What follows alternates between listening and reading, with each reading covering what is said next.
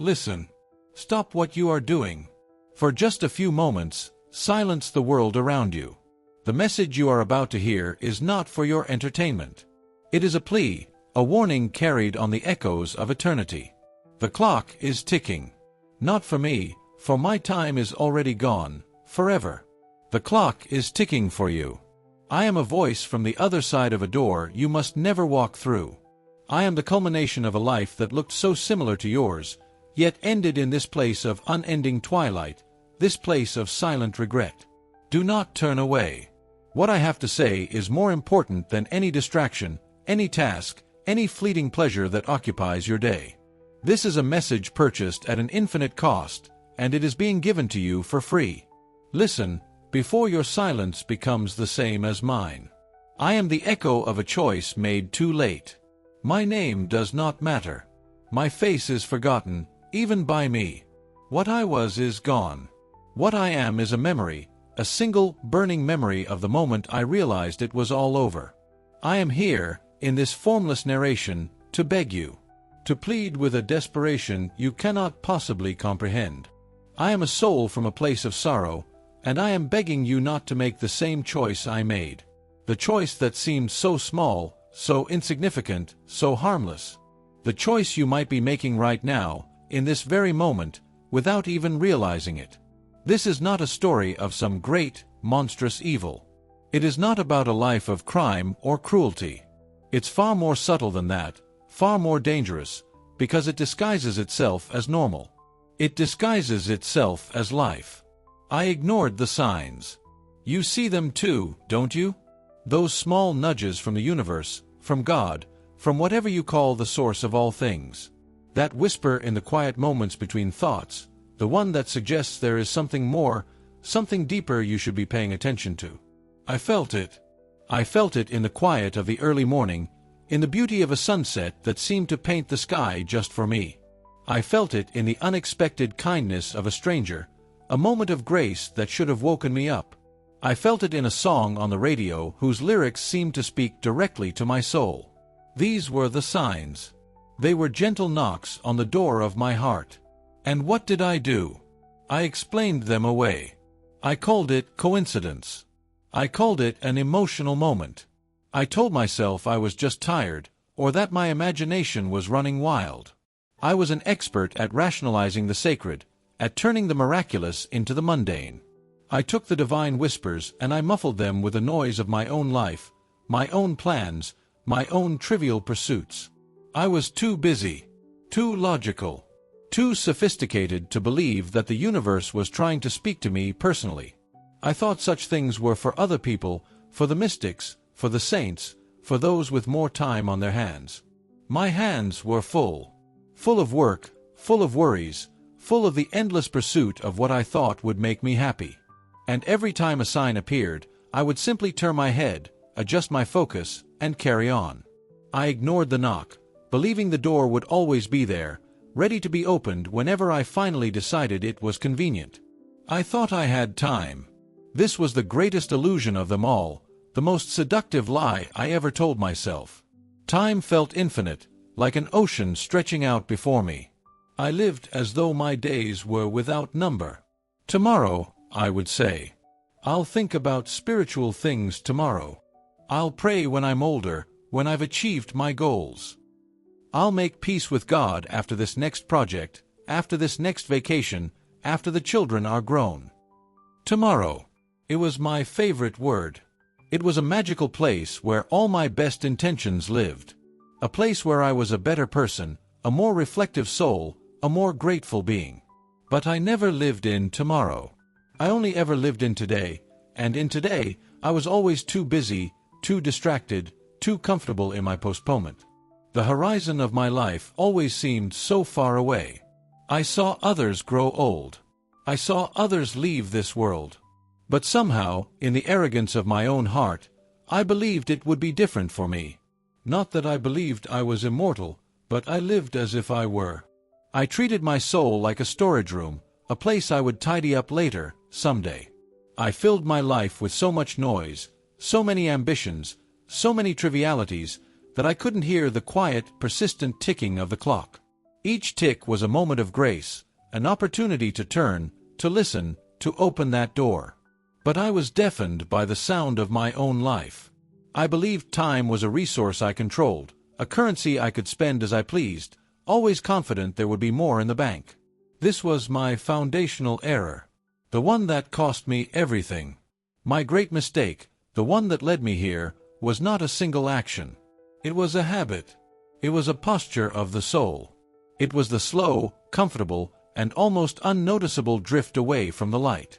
It was the choice of indifference. Indifference is not a dramatic sin. It doesn't feel evil. It feels like nothing. It is the gray fog that slowly rolls in and obscures the sun. It was the choice to not choose. To simply let my life happen to me, carried along by the currents of culture, ambition, and appetite, without ever stopping to ask the most important questions. Why am I here? What is the purpose of all this? What is my soul hungry for? I treated these questions as inconveniences, as philosophical puzzles for a rainy day that never came. My life was good, you see. That was the trick. It was comfortable. I had friends, I had family, I had successes. There was no great tragedy forcing me to my knees, no profound crisis that would shatter my complacency. And so, I drifted. I performed acts of kindness when it was convenient. I was a decent person by the world's standards. But my heart was asleep. My spirit was starving, and I fed it with snacks of temporary pleasure and distraction. I mistook the absence of great pain for the presence of true joy. I was numb, and I called it peace. This indifference, this spiritual laziness, was the small, unlocked door through which everything was lost. It didn't need to be kicked down. I left it open myself. I will tell you exactly what this choice of indifference looked like in my daily life. It was so subtle, so normal, you might recognize it in your own. And as I describe this slow poison, I ask you to look honestly at your own heart. Are you drinking it too, believing it to be water? Stay with me, and see if the reflection I show you looks familiar. It looked like your life. That is the most frightening part. It wasn't a life of darkness and shadows. It was a life of bright screens, busy calendars, and background noise. It was a life that the world would call successful, normal, even good. And within that normality, the poison did its work, unnoticed. My postponement was a gentle art form. It was never a defiant no to God. My soul would whisper for a moment of quiet, a moment of prayer, and my mind would immediately respond, "Of course, absolutely." The emails would be finished, but then the phone would buzz with a new notification. And after that, it was time to make dinner. And after dinner, I was too tired. Tomorrow morning, I'd promise myself. First thing. But the morning would come, and with it, the urgent press of the day. The alarm clock itself was a call to action, to duty, to the world of things that had to be done. The quiet moment for the soul was always the first thing to be sacrificed on the altar of productivity. It was the easiest thing to cut. It didn't scream or complain. It didn't have a deadline. It just waited, silently. There was a book, a spiritual book that a friend had given me, that sat on my nightstand for over a year. I would see it every night before I turned off the light. I would touch its cover and think, I really need to read this. And that thought, that intention, felt like an accomplishment in itself. I felt virtuous for wanting to read it. But I never opened it. Instead, I would pick up my phone. Just for a few minutes, I'd tell myself. Distraction was the air I breathed. It was my constant companion. My phone was the primary tool, a brilliant device designed to fracture my attention into 1,000 tiny pieces. A moment of boredom, a moment of silence, a moment of uncomfortable thought was a void that had to be filled instantly. I would stand in a line and immediately pull out my phone. I would sit at a red light and check for messages. I filled every single empty space of my life with content, with information, with the lives of others. There was no room left for my own soul to speak, and no silence in which to hear it.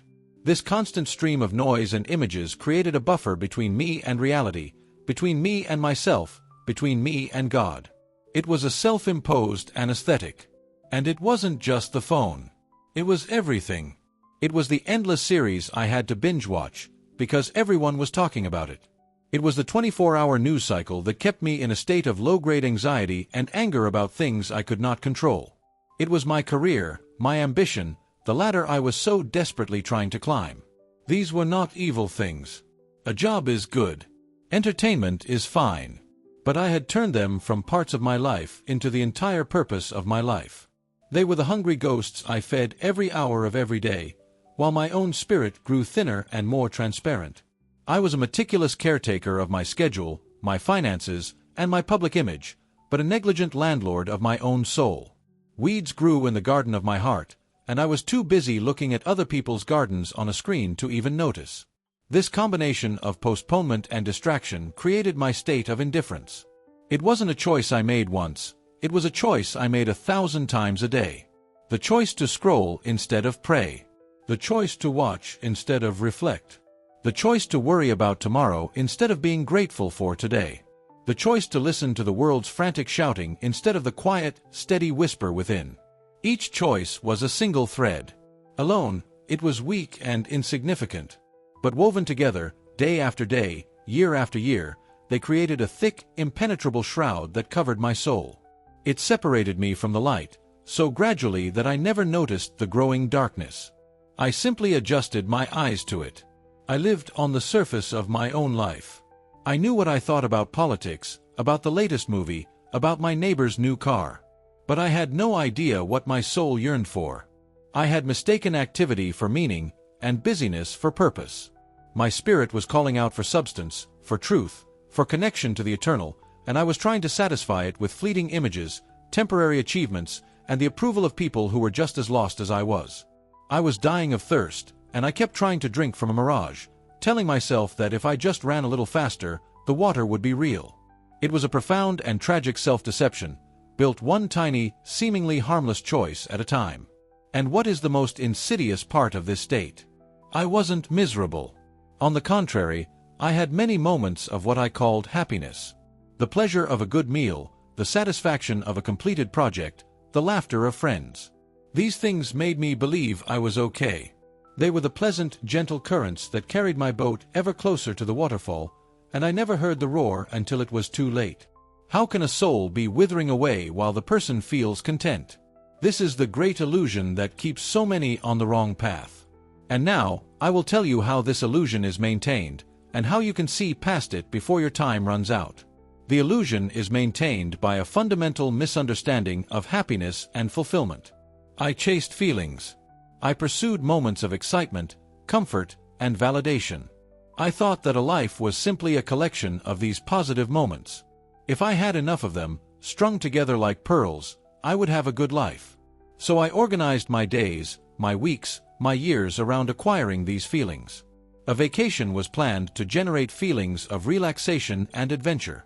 A purchase was made to create a fleeting feeling of satisfaction and status. A social gathering was attended to feel a sense of belonging and connection. My entire existence became a carefully managed project in emotional acquisition. I was the CEO of my own fleeting sensations. And the world is built to support this project. It sells you experiences, products, and ideologies, all promising to deliver a desired feeling. And it works, for a moment. The new car does make you feel proud. The vacation is relaxing. The praise from your boss is validating. But these feelings are like mist. They are temporary. They are dependent on external circumstances. And so, the chase must continue, endlessly. I was on a treadmill, running faster and faster to collect feelings that dissipated as soon as I grasped them. This is how the soul withers in a life that looks happy. The soul does not feed on feelings. It feeds on truth. It feeds on purpose.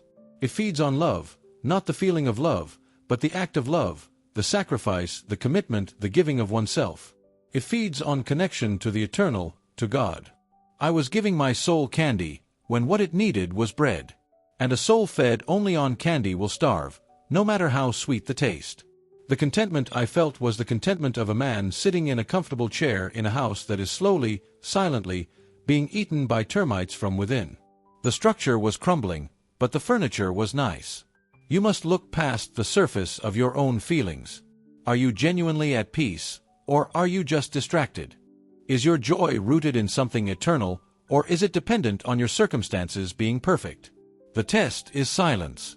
Can you sit alone, in a quiet room, with no phone, no television, no book, and feel a sense of deep, abiding peace? Or does the silence make you anxious?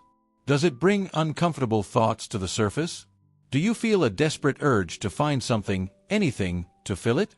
For me, silence was an enemy. It was the space where the whispers of my starving soul could be heard. And so I filled my life with noise, ensuring there was never enough silence to hear the truth. I mistook the absence of discomfort for the presence of peace. Do not make this mistake. Your relationship with silence is a direct reflection of your relationship with your soul. Then came the moment of the turn. The moment the music stops and the gentle drift is revealed for what it truly is, a relentless pull towards the abyss. It does not always come with a thunderclap or a dramatic event. For many, and for me, it came in a moment of profound and unexpected stillness. The noise of my life, the constant hum of activity I had so carefully constructed, suddenly fell away. It wasn't a car crash. It wasn't a dire diagnosis. It was something far quieter. It was an ordinary evening.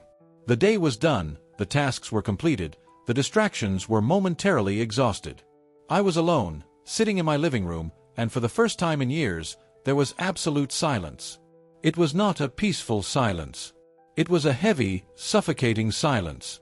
It was a vacuum, and into that vacuum rushed a single, terrifying awareness. My life was empty. Not empty of things, or people, or accomplishments. My house was full. My calendar was full. My contacts list was full. But I was empty. The core of my being felt like a hollowed-out shell. All the things I had used to define myself, my career, my possessions, my hobbies, my online persona, suddenly seemed like paper costumes. They had no weight, no substance. In that crushing silence, I felt my own spiritual non-existence. I had spent my entire life decorating a house that had no foundation. The feeling was not panic, not at first. It was a cold, calm, and devastating clarity. It was the feeling of waking up from a very long, very pleasant dream to find yourself in a cold, dark room. The regret began to seep in, not for the bad things I had done, but for the good I had failed to do. The prayers I had never said. The gratitude I had never truly felt. The love I had never fully given. The door I had never bothered to open. I saw my life, not as a collection of achievements, but as a long series of missed opportunities, of divine invitations left unanswered. I had been given the gift of a human life, a conscious soul, and I had used it to chase shadows. The weight of my indifference, of my perpetual later, came crashing down on me. It was the accumulated weight of a million tiny choices, a million moments of turning away. And in that moment, for the first time, I felt a genuine, desperate desire to turn back. To start over. To finally knock on that door I had ignored for so long. I said, in that silent room, okay, I'm ready now. I get it. I thought that was it. I thought that was the beginning. I thought that my realization, my moment of profound regret, was the key. But the clock had been ticking all along, and I had never learned to listen for it. My now was not the same as God's now. And I was about to learn that some doors, once they are closed, do not open again from this side. The moment of clarity was not the beginning of my salvation. It was the end of my chances. What happened next is the most vital part of this message, for it is the part you still have the power to change in your own story. In that moment of crushing clarity, the silence in the room deepened. It was no longer just an absence of sound. It became a presence. It felt thick, ancient, and absolute. The air grew still, and a strange sense of finality settled over me, a feeling that a great, cosmic transaction had just been completed. My desperate plea, my "I'm ready now," seemed to hang in the air and then simply dissolve, unheard, like a single raindrop falling into a dead sea. There was no response. No comforting light.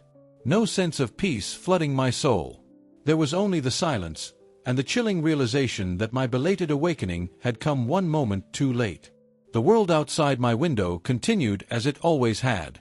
A car drove by, its headlights sweeping across my wall. I could hear the faint sound of a neighbor's television. Life was going on. But for me, in that room, Everything had stopped. It was as if I had become a ghost in my own life, a spectator to a world I was no longer truly a part of. The connection, the lifeline I had always taken for granted was gone. I had spent a lifetime ignoring the call, and now, when I finally tried to answer, the line was dead. The door I had refused to open was now locked, and the key was no longer in my possession. This is the nature of the final turn. It is not a punishment inflicted from the outside. It is the natural, inevitable consequence of a lifetime of choices. Think of a plant. You can neglect it for days, for weeks. You can forget to water it, leave it in the dark. It will begin to wilt, to turn brown. But for a long time, there is still a chance. A little water, a little sunlight, and it can be revived. But there comes a point, a precise and irreversible moment, when the last spark of life within it goes out. From that point on, no amount of water, no amount of sunlight, no amount of care will bring it back. It may still look like a plant for a little while, but it is already dead. My soul had reached that point. I had allowed it to wither for so long that its capacity to receive the light had been extinguished. My regret in that moment was an ocean of fire. It was a perfect, horrifying, and complete understanding of what I had lost. I saw with absolute clarity the beauty and the gift I had been given, and I saw with equal clarity how I had squandered it. Every sign I ignored, every whisper I silenced, every choice for distraction over devotion came back to me, not as a vague memory, but as a vivid, painful reality. I saw the person I could have been, the life of meaning and joy I could have lived, standing right next to the empty shell I had become. The contrast was unbearable. It was the pain of a self-inflicted wound, the agony of knowing that my eternal state was a prison I had built for myself, brick by brick, with my own hands. This is the warning I scream to you across the void. Do not repeat this. Do not believe that your time is infinite. Do not mistake the patience of the divine for permission to wait forever. The sun is shining now. The rain is falling now. Your soul can be revived now. But the season will change. The sun will set. Do not wait until the drought has turned your soul to dust. The choice is not something you make once on your deathbed. It is the choice you are making right now, in this moment, by how you are listening to this message. Are you listening with your whole heart, or is it just background noise while you think about other things? This very moment is a choice. You still have time. Those are the most beautiful words in the universe. You are breathing. Your heart is beating. The door is still before you. The knock is still sounding, even if it is faint, even if you have to strain to hear it over the noise of your life. Your procrastination has not yet become your damnation. Your indifference has not yet solidified into your final state. You are still in the season of grace. What I would give for one more hour of what you have now. One more chance to choose differently. One more sunrise. You are living in the middle of a treasure house of grace, and you may be treating it like a common room. Do not wait for a crisis. Do not wait for a tragedy. Do not wait for old age. Do not wait for the perfect moment, because it will never come. The perfect moment is now. The perfect prayer is the one you say right now, even if it is clumsy, even if it is just a whisper. The perfect act of turning is the one you make right now, by simply pausing, by silencing your phone, and by looking inward and upward. Turn your face to the light, even if your eyes have grown so accustomed to the gray that it hurts at first. Take one small step today. Read one page of that book. Spend 5 minutes in silence. Say one heartfelt thank you for the gift of your own life. These are the small hinges on which the great doors of eternity swing. I am the voice of too late. Let my story be the alarm that wakes you up in the morning of just in time. The ache of my regret is the shadow that proves the light is still available to you. I will now explain what this turning looks like, not as a grand, impossible gesture, but as a simple, immediate action you can take the second this message ends. The turning I speak of is not a complicated ritual. It is not about suddenly becoming a saint or abandoning your life. It is simpler and yet more profound than that. It is a shift in a direction, a reorientation of the heart. It is the conscious decision to stop drifting and to take the rudder of your own soul. It begins with a single honest admission, I have been asleep and I want to wake up. Say it to yourself right now, in the quiet of your own mind. Acknowledge the drift. Acknowledge the indifference. Naming the poison is the first step to finding the antidote. After this admission, the next step is to create a small, sacred space of silence in your day. Just 5 minutes. Do not demand a profound, mystical experience. Do not expect answers to all your questions. Simply commit to 5 minutes of being still and quiet. Set a timer. Turn off your phone, or better yet, leave it in another room. Close your eyes. Your mind will race. You will think of your to-do list, of conversations you had, of worries about the future. This is normal. Do not fight it. Simply observe the thoughts like clouds passing in the sky, and gently return your focus to your breath, to the stillness. This small act of silence is a revolutionary declaration. It is you saying to the noisy, demanding world, "For these 5 minutes, you do not own me. My attention is not for sale." It is you saying to your own soul, "I am here. I am listening." In the beginning, you may hear nothing but the chatter of your own mind. But you are clearing a space. You are tilling the soil. You are creating a clearing in the dense forest of your distractions where a little light can begin to shine through. Do this every day. Guard these 5 minutes as the most important appointment in your calendar.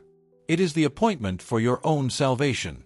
The next step is to practice active gratitude. Your life right now is filled with graces you have ceased to notice. The air you are breathing, the body that carries you, the food you eat, the people in your life. We take these things for granted until they are gone.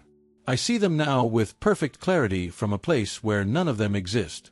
I beg you, do not wait until you are in my position to appreciate them. End your 5 minutes of silence by naming 3 specific things you are grateful for. Not just, my family, or, my health. Be specific. I am grateful for the warmth of the sun on my face this morning. I am grateful for the taste of my coffee. I am grateful for the sound of my child's laughter. This practice of specific gratitude retrains your mind. Indifference thrives on taking things for granted. Gratitude is its sworn enemy. Gratitude reawakens your senses to the miracle of your own existence. It reminds you that your life is a gift, not a right. When you begin to see the hundreds of small gifts you are given every day, your heart will naturally begin to turn towards the giver. You cannot be truly grateful without acknowledging a source of the gift. This is the beginning of a genuine relationship with the divine. It moves from an abstract idea to a felt reality. Finally, perform one small, conscious act of selfless love each day. This does not need to be a grand gesture. Let someone go ahead of you in traffic, and do it with a genuine wish for their well-beings, not with resentment. Send a message to a friend you haven't spoken to in a while, not because you need something, but just to let them know you are thinking of them. Listen, truly listen, to someone without planning your response while they are talking.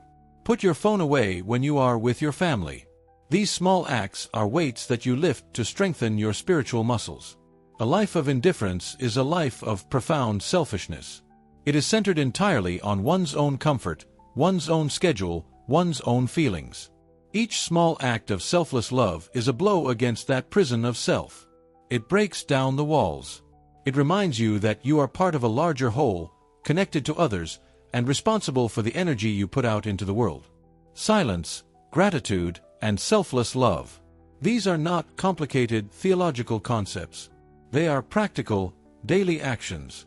They are the way you begin to turn the great ship of your life, degree by degree, away from the rocks and back towards the open sea. This is the choice you face now. Not a choice between good and evil in a dramatic sense, but a choice between awareness and numbness, between intention and drift. The path I am describing is the path I saw with perfect clarity only after it was no longer available to me. I now see how it was offered to me every single day. I will show you how it is being offered to you, in ways you might be missing. The offers are everywhere, woven into the fabric of your ordinary day. You have simply trained yourself not to see them. They are the moments you dismiss as insignificant, the same way I did. Think about your morning. The alarm goes off. What is your first thought? Is it a groan of dread for the day ahead? That moment, right there, is a clean invitation. It is an opportunity to offer a single sentence of gratitude for the gift of a new day, a day I would give 1,000 universes to experience. It is a choice between starting your day in a deficit of complaint or a surplus of grace. When you are in the shower, do you stand under the water while your mind races with the anxieties of your schedule? That stream of warm water is a physical blessing, a small miracle of modern life. That moment is an invitation to feel the water on your skin and be thankful for the simple, profound gift of being clean, of being refreshed. It is a moment to wash away not just the sleep from your body, but the indifference from your spirit, to consciously decide to be present and aware. Every mundane act can become a prayer if you choose to see it that way. When you speak with your family or your partner before you all rush off to your separate days, are you truly present? Or are you already at work in your mind, one foot out the door, your words automatic and routine? That interaction, that shared breakfast or hurried goodbye, is a sacred opportunity. It is an invitation to look into another person's eyes and see the soul within, to offer a word of genuine encouragement, to connect for a single, meaningful moment. I see now that these were the most important moments of my life, not the meetings, not the promotions. And I sleepwalked through them. During your commute, when you are stuck in traffic, what is your automatic response? Frustration, anger, impatience. That traffic jam is a divine pause button. It is an unsolicited, mandatory moment of stillness. It is an invitation to turn off the angry news radio, to put down the phone, and to simply be. It's a chance to say a prayer for the people in the cars around you, to notice the shape of the clouds in the sky, to breathe. God will give you the silence you refuse to give yourself, but you have to choose to recognize it as a gift, not a nuisance. I wasted years of my life being angry in traffic, when I could have been using that time to slowly, patiently, turn my heart towards peace. When you are at work, and a colleague is difficult, or a task is frustrating, what is your inner monologue? Is it one of complaint, of judgment, of resentment? That difficult person, that frustrating task, is a spiritual gymnasium. It is an invitation to practice patience, to choose compassion over judgment, to see the humanity in someone you find challenging. It is an opportunity to strengthen your soul.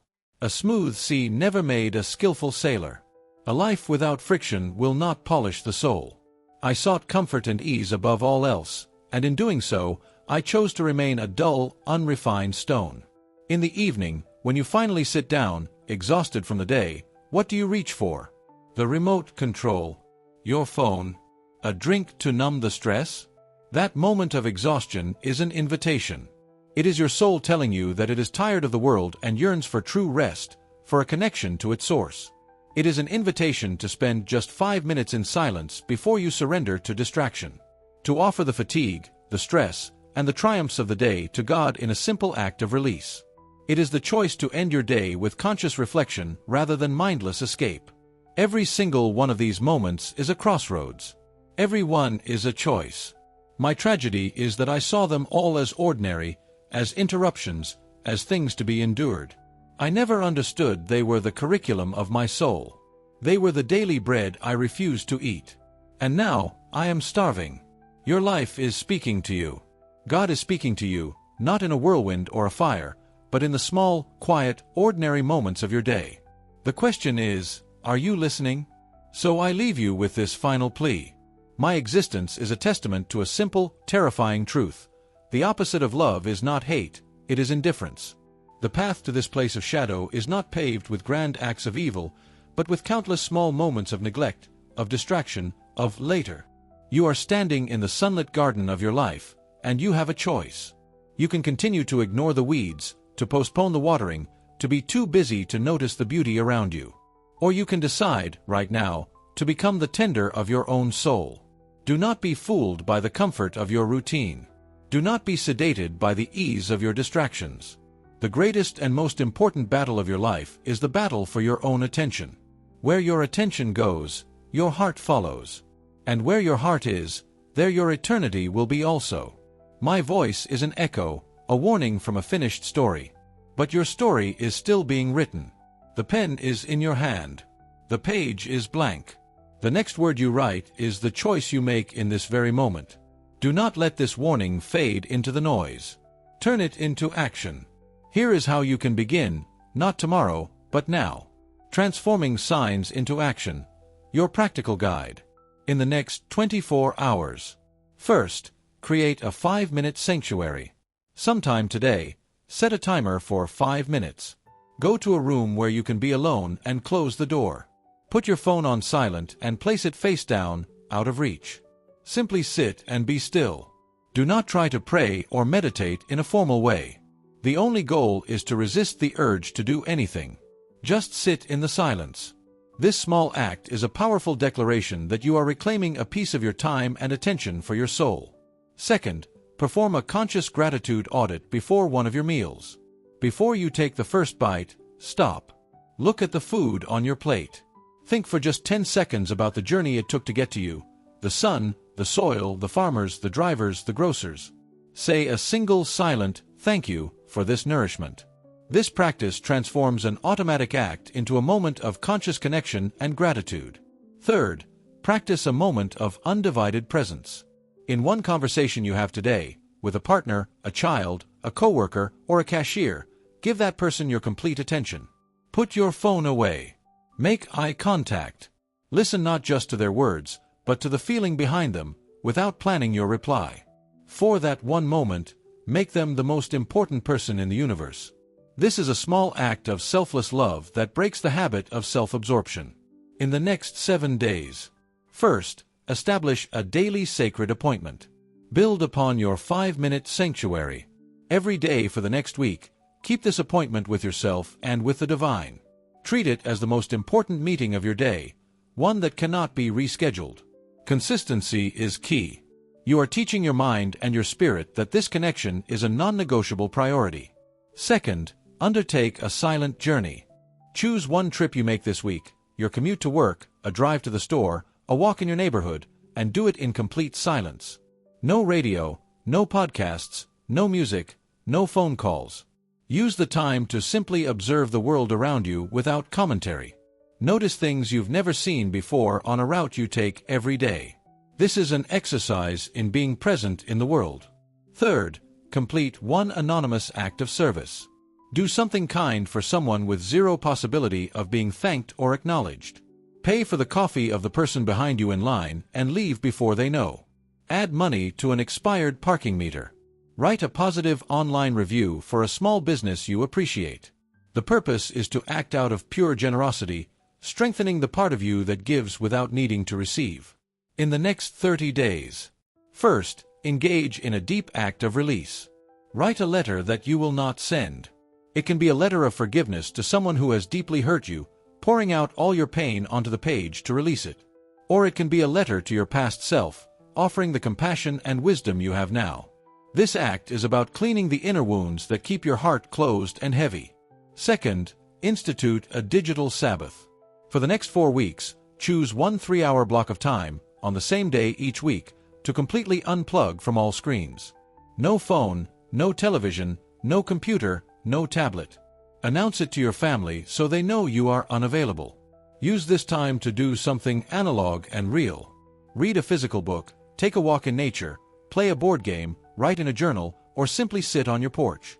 You are reclaiming your mind from the constant hum of digital distraction. My eternity is a monument to a moment that was missed. Do not let your life become the same. Subscribe to the channel so you don't miss future warning messages. Comment what this message made you reflect on and tell us which city you are watching from. Share this video with someone who may need this reminder.